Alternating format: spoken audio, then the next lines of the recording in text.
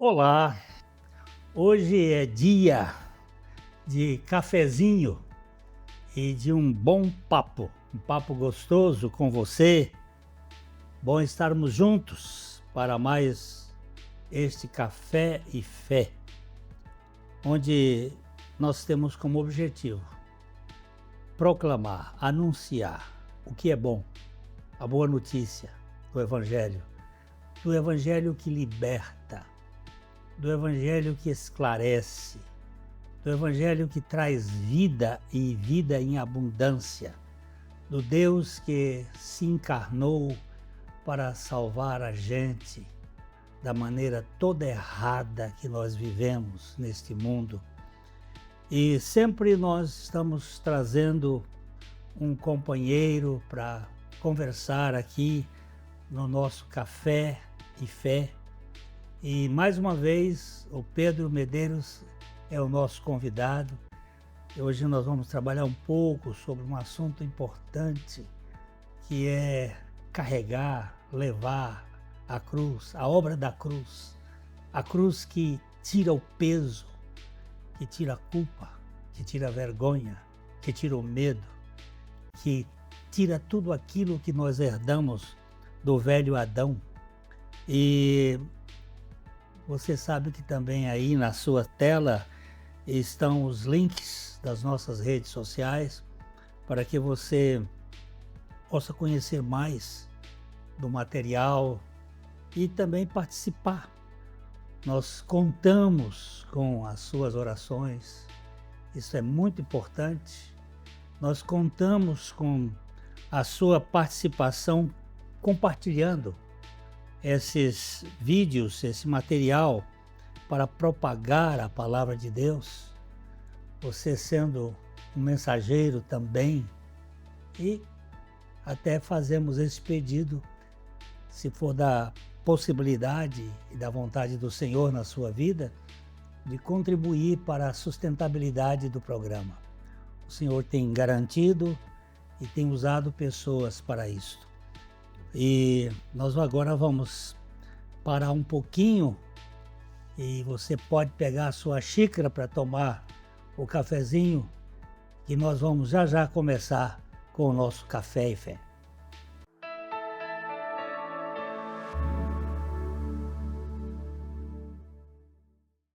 Ótica Higienópolis.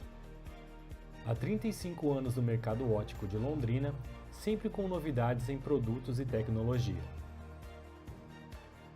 Nossa equipe está preparada para dar uma verdadeira consultoria, facilitando a escolha de seus óculos para correção ou proteção solar. Ajuste de óculos personalizados, respeitando o conforto e anatomia do seu rosto. Ótica Higienópolis. Avenida Higienópolis, 346, em Londrina.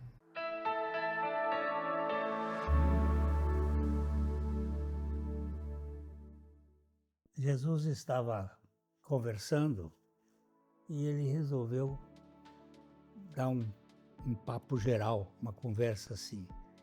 Não somente com os seus discípulos, mas foi uma conversa com mais gente. E Lucas capítulo 9, nos versos 23 a 25, ele faz uma afirmação aqui que marca o discipulado cristão.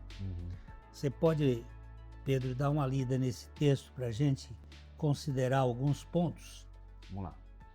Dizia a todos: se alguém quer vir após mim, a si mesmo se negue, dia a dia, tome a sua cruz e siga-me. Pois quem quiser salvar a sua vida, perdê-la-á. E quem perder a vida por minha causa, esse a salvará. Que aproveita o homem ganhar o mundo inteiro, se vier a perder-se ou causar-se dano a si mesmo? Esse texto, ele esclarece o discipulado cristão de uma vez para sempre. Ele começa afirmando, ele dizia a todos aqueles que o estavam ouvindo e todos aqueles que viriam ouvi-lo ou ouvir a sua palavra através de toda a história da igreja. Se alguém, há uma condição aqui, é querer. Se alguém quer vir após mim, a si mesmo se negue, mas não é negue uma vez, é dia a dia. Uhum. É um processo contínuo, né? E tome a sua cruz e siga-me. Uhum. Jesus disse essa afirmação aqui antes da sua crucificação, Sim. antes que houvesse cruz na história da igreja. Aqui é a primeira citação do Evangelho de Lucas sobre a cruz. Exatamente. E aqui, então, a natureza e o caminho do verdadeiro discipulado, o discípulo de Cristo, eles são padronizados de acordo com a atitude de Jesus.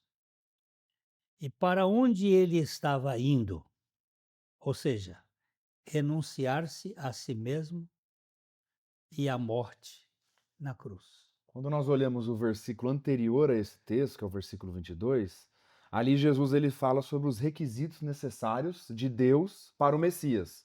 Fala, é necessário que ele sofra, que ele seja rejeitado, que seja morto e ressuscite. E aí quando Jesus vem aqui a partir do versículo 23, falando sobre aqueles que querem o seguir, aqueles que querem verdadeiramente ser os seus discípulos, nós vemos que a questão aqui é que os discípulos de Jesus eles têm que estar preparados para também sofrerem, serem rejeitados, morrerem e ressuscitarem.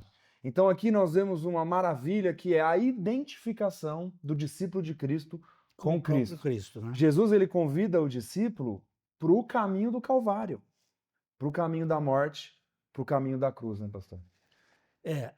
A vida cristã, na verdade, ela é uma vida a partir da cruz. Uhum. Não existe cristianismo sem cruz. A vida cristã, ela começa com o desmonte do velho Adão, Uhum. daquilo que nós herdamos de Adão, da nossa natureza pecaminosa, que a Bíblia chama do velho homem. Esse precisa morrer. Uhum. E depois o surgimento do novo homem, que é a própria vida de Cristo em nós. E essa identificação, ela foi fundamental. Cristo se identificou conosco Uhum. e foi como homem até a cruz. Lá na cruz, ele nos atraiu a ele e nós fomos identificados com ele na morte dele. E isso é a matriz produtora de toda a fé cristã. Então, para ser discípulo de Cristo, é necessário primeiro passar pela cruz, primeiro nascer de novo, Não e tenha, ressuscitar com Cristo. não tenha dúvida. E não tem novo nascimento sem morte, Uhum. não é? Essa história, como é que eu nasci? Não, eu aceitei Jesus. Você morreu? Uhum. Você morreu com Cristo, porque Jesus veio para nos salvar de nós mesmos. E para nos salvar de nós mesmos, nós tivemos que morrer. Jesus só tem uma espécie de seguidor, de discípulo, verdadeiro discípulo. Uhum. Aquele que não vive mais para si, mas para aquele que morreu e ressuscitou. Aquele que passou pela cruz, e Pela pela cruz. experiência do novo nascimento. E aqui ele está dizendo: você quer ser meu discípulo? Então, negue-se a si mesmo. É interessante, pastor, que Jesus ele nunca ordenou que a igreja fizesse admiradores, mas discípulos verdadeiros. E nós vemos aí no meio religioso, no meio da cristandade, muitas formas e jeitos e passos para o discipulado verdadeiro. Mas nós vemos pela palavra de Deus que o discipulado verdadeiro é tomar a cruz de Jesus Cristo, é se identificar com a obra da morte, da ressurreição de Cristo, né? E não, porque as pessoas elas usam muito, eu acredito que a gente vai falar mais um pouquinho sobre isso hoje, elas falam muito assim, eu tenho que carregar a minha cruz, eu tenho que carregar o meu fardo, eu tenho que carregar o meu problema e coloca isso como se fosse a cruz que o texto fala. Mas a cruz que o texto fala, eu creio, pastor, que é a cruz de Cristo e é nela que nós nos identificamos, naquela morte. E a cruz de Cristo é a minha cruz. E a minha cruz é a cruz de Cristo. Essa é a realidade. Uhum. Agora, essa confusão de minha cruz como o fardo, Uhum. sofrimentos. Às vezes é um casal que diz assim: meu marido é minha cruz, minha mulher é minha cruz, Minha doença. minha doença é minha cruz. Não, isso são fardos. Cruz é lugar de extinção, de morte. Aquele que toma a cruz significa: eu morri para este mundo, para esse sistema, para esse aion, que é a palavra A si bíblica. mesmo se negue, igual ele E fala aqui. agora, o negar-se a si mesmo é o processo diário, que é levando o morrer de Jesus para que a vida de Jesus se manifeste em nosso corpo mortal. Dia a dia, como ele fala aqui, né? Ele fala, a si Exatamente. mesmo se negue dia a dia. E a pessoa pode falar, mas isso pode ser obras para salvação? De maneira nenhuma. Não. Você se abdica até das suas obras. As obras que outrora você julgava que eram boas, você se nega, se extirpa de tudo isso da sua justiça própria para se apegar na obra perfeita de Jesus. Essa cruz diária, ela é um reflexo da própria respiração humana. Eu, quando me respiro, eu carrego oxigênio. E quando eu expiro, eu ponho para fora o gás carbônico. É a morte e a vida. A morte é na expiração, a vida é na inspiração. E na vida cristã, nós levando o morrer de Jesus para que a vida de Jesus se manifeste. Então esse é o a si mesmo se negue dia a dia. Dia a dia, dia a dia. A gente está num processo de abandono das práticas velhas, no contínuo levar o morrer de Jesus para que esse orgulho, a soberba, a presunção, a autoconfiança e a justiça própria, que são características do velho Adão, isso tem que ser arrancado, tirado. E pelo morrer de Jesus, nós ganhamos a morte do velho homem, mas temos uma natureza terrena que precisa ser mortificada. Verdade. Se nós não mortificarmos essa natureza terrena pelo sacrifício de Cristo, não é por auto-sacrifício, é apropriando-nos do morrer de Jesus, nós vamos ser sufocados. Tem o John Owen, um pregador inglês lá do século XVI, ele disse: se você não mortificar o pecado o matará. Vai matar a sua vida espiritual. Ou você mata o pecado ou ele te mata. Ou ele te mata. Verdade. Não é? Esse processo contínuo, Pedro, ele é importante. Nós confessarmos diariamente. Eu tenho este processo na minha vida. Eu estou crucificado com Cristo e vivo, não mais eu, mas Cristo vive em mim. Amém. E o viver que agora vivo neste corpo, na carne, eu vivo pela fé do Filho de Deus que me amou e a si mesmo se entregou por mim. Amém. Isso é uma realidade de consciência. Considerai-vos mortos para o pecado, exatamente. E vivos para Deus em Cristo Jesus. Pois é, Pedro, essa vida cristã não é vida de autoflagelo, nem de autossacrifício. Tem gente que também acha que a cruz é isso, né? Pois é. É autossacrifício, é autoflagelo, tem que tomar minha cruz, tem que me penalizar, né? Mas é a cruz de Jesus Cristo, assim como o Senhor falou na chamada do programa. É uma cruz que tira o peso das nossas costas, não coloca peso em nossas costas. Exatamente. Gente, nós vamos dar uma paradinha aqui e vamos voltar, que aqui é onde está a nossa libertação. Até já.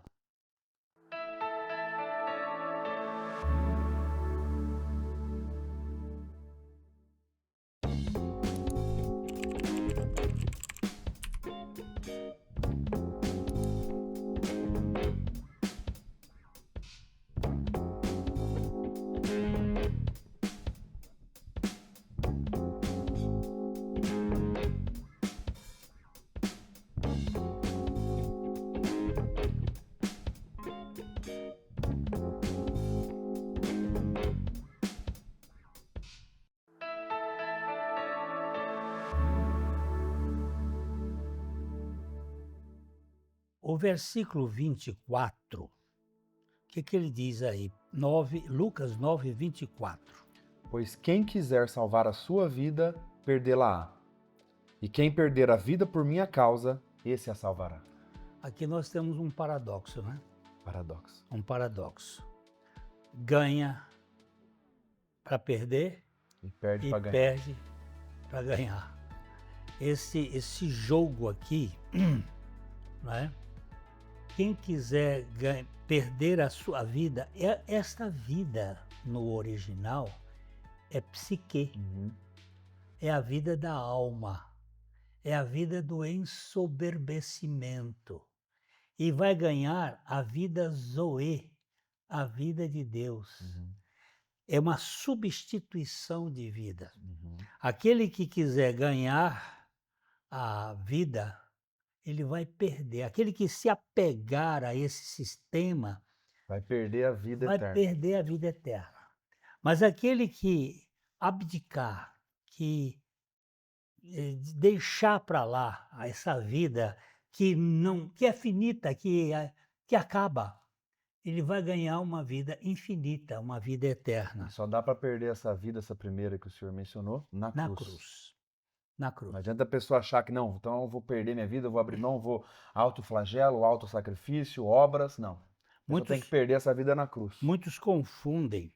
Jesus morreu biologicamente e eu não morri biologicamente com ele. Fisicamente. Fisicamente. Não foi a vida bios, foi a vida psique, foi a vida da alma, foi a vida do ego, foi a vida do velho homem, foi a vida que me mantém ensoberbecido. Esta foi crucificada com Cristo. Agora, ganhando a vida de Cristo, ela substitui aquela outra que estava me matando, né? Jesus, o que ele disse? Se você perder a vida por minha causa. Minha causa. Isso é importante, porque muitos querem perder a vida, entre aspas, de uma forma com justiça própria ou na força do braço, mas é por minha causa, é pelo Senhor, é Ele que faz a obra. E as pessoas elas querem às vezes carregar coisas que o Senhor nunca solicitou. Muitas pessoas inclusive usam de esses autossacrifícios como se fossem instrumentos de libertação. Mas na verdade são martírios da carne sem tratar com a alma, porque ela fica ensoberbecida. Não é? E o que a palavra de Deus quer nos mostrar é que nós precisamos ganhar a vida que não se vangloria, que não se exalta. Existem muitas coisas legítimas que buscamos, mas não podem ser as coisas primárias do nosso coração. O que ele espera de nós? Quais são as prioridades dos seguidores de Cristo? A prioridade tem que ser ele, né? Por minha causa, a causa tem que ser ele. E Mateus capítulo 10, verso 37 e 38, há um texto aí que vai dizer algo muito precioso. Pode ler, Pedro? Quem ama seu pai ou sua mãe mais do que a mim, não é digno de mim. Quem ama seu filho ou sua filha mais do que a mim, não é digno de mim. E quem não toma a sua cruz e vem após mim, não é digno de mim. Esse texto fala de prioridade. É coisa pesada. Misericórdia, sim. Você tem uma filhinha e está chegando outra agora. E você lê esse texto aqui, que ama seu pai, que ama seu filho, sua filha, mais do que a mim. não é digno de mim. Não é digno de mim. É para a gente amar menos eles, não, é que ele é o sobretudo. Nós temos que amar os nossos filhos. Existe um amor estorgue que nos leva a amar os nossos filhos. Mas o amor que ele está buscando é o amor ágape, que nós não produzimos. Esse amor que é derramado em nossos corações pelo Espírito Santo. Amor sacrificial. Né? Exatamente, é o amor divino. Nós perdemos nossa vida na cruz nossa vida escrava do pecado, nossa vida escrava dos sentimentos egoístas e ganhamos a vida nova em Cristo, a vida eterna, por causa dele. E essa prioridade, essa vida nos dá prioridades para nós seguirmos o Senhor. A palavra nos mostra que a verdadeira fé não é meramente conhecimento mental. Porque alguém pode olhar um texto como a gente leu de Mateus, por exemplo, que fala que quem ama seu filho, seu pai, sua mãe mais do que a mim e não é digno de mim, pode falar, pode de novo acusar de que talvez isso aqui seja obras para salvação, mas de maneira nenhuma, que a palavra está mostrando que aquele que verdadeiramente foi alcançado pelo Senhor e tem uma vida nova nele, ali há uma ruptura decisiva, ali algo mudou, né, pastor? Ali a pessoa ela foi desmanchada e foi ressuscitada em novidade de vida. Então algo tem que mudar, né? O Senhor, de fato, nos muda, né, e trabalha a nossa vida. A gente pode dizer assim, não mais eu, mas Cristo vive em mim. Aqueles que buscam preservar a sua vida aqui nesse mundo, que são mais preocupados na glorificação desse mundo, acabarão perdendo, no final das contas, toda a realidade espiritual. Mas aqueles que confessam, que dependem de Cristo, que foram crucificados, que perderam essa vida do egoísmo e agora vivem para o Senhor, eles estão no nível da vida eterna nele, que é uma vida plena. A vida nova em Cristo é maravilhosa. Não é? Veja o verso 25, Pedro. Que aproveita o homem ganhar o mundo inteiro se vier a perder-se ou a causar-se dano a si mesmo? Em alguns textos paralelos dos outros evangelistas, eles falam e perder a sua alma, né? O que adianta a pessoa ganhar o mundo inteiro e perder a sua alma? E que adianta você ter todo o sucesso deste mundo, ter toda a fama, todos os aplausos dos palcos, mas você perder a sua eternidade. Você vai adquirir tudo que você pode, ter todo o sucesso, comprar tudo que o mundo oferece e não ter a vida eterna. A pessoa pode ter o poder para comprar tudo que o mundo oferece, mas uma coisa ele não pode comprar, a salvação. A salvação essa não pode ser comprada. A bem-aventurança eterna não pode ser comprada. Então esse é um alerta aqui para nós, que a salvação ela não pode ser comprada por nós, mas ela foi comprada por Cristo naquela cruz, o seu sangue derramado e a nossa identificação com ele em sua morte e ressurreição. Sabe, Pedro, uma vez eu fui visitar uma senhora muito rica, estava deprimida. E lá do apartamento dela, um apartamento lindíssimo, com uma visão, lá embaixo tinha uma casinha muito simples, né? Uma casinha de alguém que não tinha as condições. E ela disse que costumava olhar naquela casa, vendo as pessoas alegres, brincando.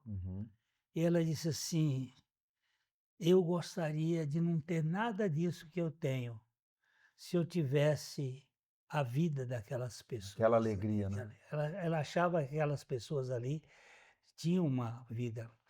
Eu disse para ela, a senhora não precisa se preocupar com esse julgamento, só precisa morrer. Se a senhora morrer em Cristo, a senhora vai ter a vida de Cristo, que vai mudar o seu conceito de riqueza e o seu conceito de que eles têm mais felicidade do que a senhora, porque eles têm uma vida mais assim, amassado. Não, isso não. O Evangelho, ele muda a gente.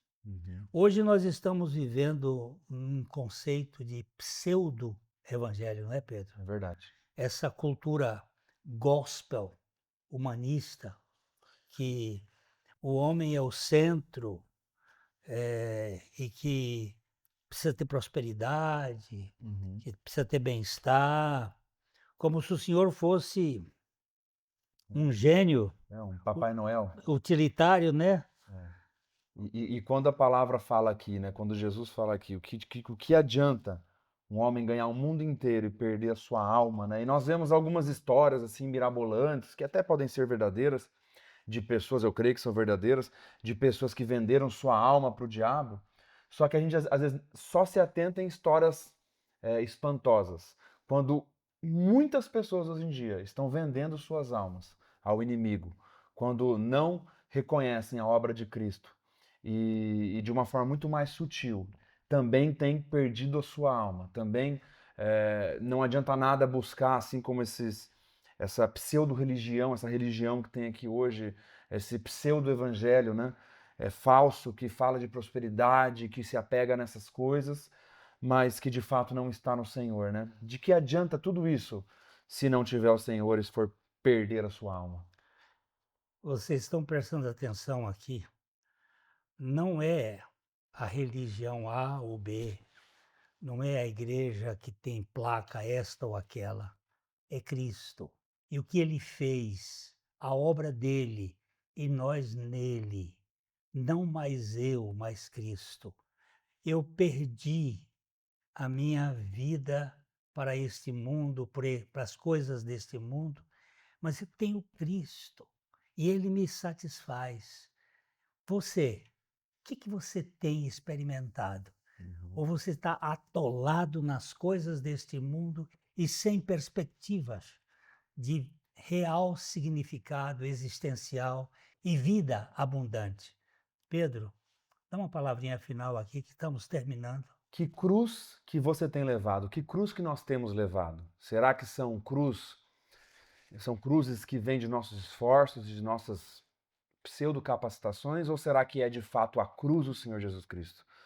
Ou nós negamos a Cristo e seguimos a nós mesmos, ou negamos a si mesmo, a nós mesmos, e seguimos ao Senhor Jesus. Porque é impossível nós seguirmos a Cristo e nós seguirmos ao mesmo tempo a nós mesmos. Prestou atenção? Eu quero encontrar você no próximo programa aqui nesse nosso Café e Fé. E fica aqui o nosso abraço de coração para coração. Até lá.